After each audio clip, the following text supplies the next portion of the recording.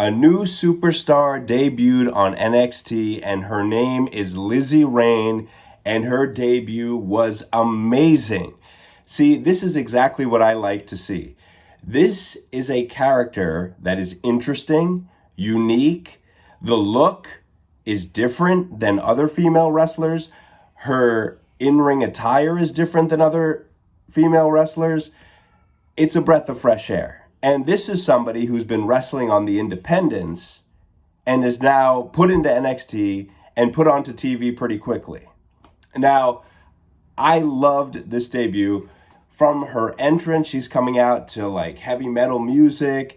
Now, for those of you who don't know who she is the niece of a band member of Iron Maiden. So that's kind of where the inspiration for this character came from. And yeah, she pretty much hit a home run right there on NXT. And usually I don't really say that about a lot of NXT wrestlers because many of the wrestlers are unfortunately cookie cutter performers. And part of it is not their fault because the WWE machine selects these incredible Division I athletes or Olympians, and they put them into developmental, and they all get trained the same way, and they learn from the same teachers, and so they end up wrestling the same way, and their matches are produced in a similar way. And yeah, it gets boring after a while when you see that, and everybody sort of blends together. However, Lizzy Rain is a break from the norm. So she had a match against Nikkita Lyons, which was kind of surprising to me because Nikkita Lyons is one of the more recognizable NXT names. I figured she would go one-on-one with somebody who's, not known, or maybe the WWE doesn't expect them to become a big star in the future or something like that. But no, they picked Nikkita Lyons, who, by the way, she has a different look now. She's different than I remember her, and I don't know if this was intentional, but she's kind of starting to look like everybody else now. Like her in-ring gear and her look are really similar to a lot of other female wrestlers in the WWE. So she's kind of like, not standing out as much as she used to. But that's besides the point. So she comes out. These two have a pretty short match. And actually, Nikkita got more offense than I thought she was going to get, considering this is Lizzy Rain's debut. But like I said, Nikkita is a known quantity in NXT, so she shouldn't be completely destroyed. And I just love Lizzy Rain's impactful moves and her incredible facial expressions. So she basically acts like a wild animal. I think that's her whole thing. Like she's a wild thing. Like that's who she is. And even like before the match started, you could see her in the corner, like, yeah, let's go, come on. Like she's ready, like real aggressive and stuff. I like that because a lot of times wrestlers, when they don't think the camera's on them, even though the cameras are always on them, right? But like they just sort of step out of character and they just relax and they kind of step in and out of character, but she was totally step in and out of character, but she was totally on. Lizzy Rain was like, okay, she's going to make this one count, and she certainly did. So I got to say, the other thing is I love her finisher.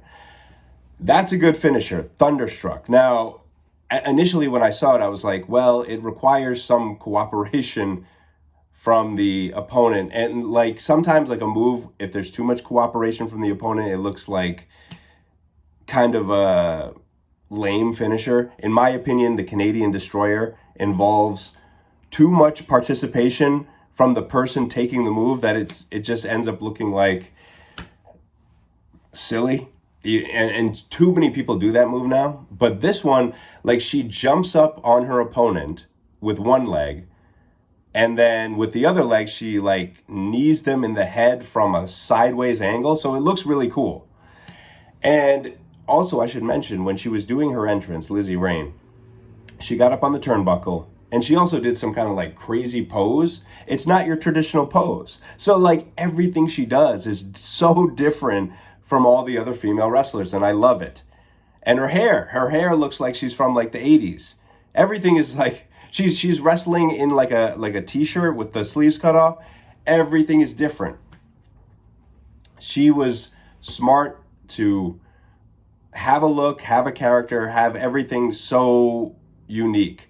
And I'm glad WWE let her do it, because again, I don't want to blame NXT wrestlers for everything, because a lot of times they're just following orders. And what are you going to do, right? I mean, it's like, if you're somebody who doesn't have a name from the independents, like Lizzy Rain does, or somebody like Stephanie Vaquer or Julia, they came in with all this fanfare, Ricky Saints, if you don't have that, then you are pretty much a WWE product, and they're going to just make you whatever they want you to be. And that kind of is a bad situation to be in for most people. That's why it's probably better for wrestlers these days to make a name for themselves in some way before they come to the WWE. It really helps. I mean, look at all the AEW stars. They made their names on the independents, most of them. And then they made their name in even bigger in AEW. Then they come to WWE, and it launches them into the stratosphere. Think about Danhausen. I mean, that's the perfect example. And then obviously, Cody and Punk, obviously they are they were in WWE at one point, then they weren't, then they come back and they're even bigger. Jade Cargill, she obviously becomes big in AEW. She wasn't like an independent wrestler really, or at all, because she's still very green. But she comes to the WWE even bigger.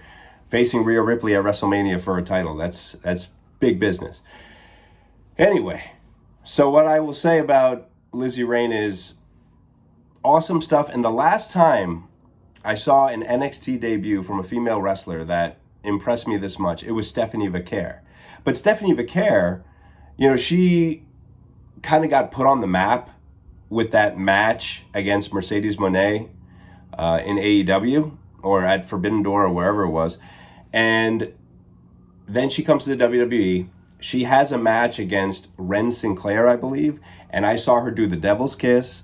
I saw her do her finisher, and I'm like, she's good to go. She's good. She's going to go right to the top. And she was at WrestleMania, coming in as champion against Liv Morgan. Not surprising to me at all. And in some ways, Stephanie Vaquer is kind of like your traditional WWE product, because she has the traditional beautiful look. She's got the perfect body. She's very athletic. She can do some really, really, really athletic moves, like she was a Division I athlete, like Sol Ruca or something. She can do some crazy stuff. Lizzy Rain is not that. That's why it's different, because Stephanie Vaquer, anybody could have seen that she was going to go to the world title scene in the WWE. Anybody could have seen that. But Lizzy Rain, somebody looking at her, they might not feel the same way, because she's so different. But I think that her differences are going to take her to the top.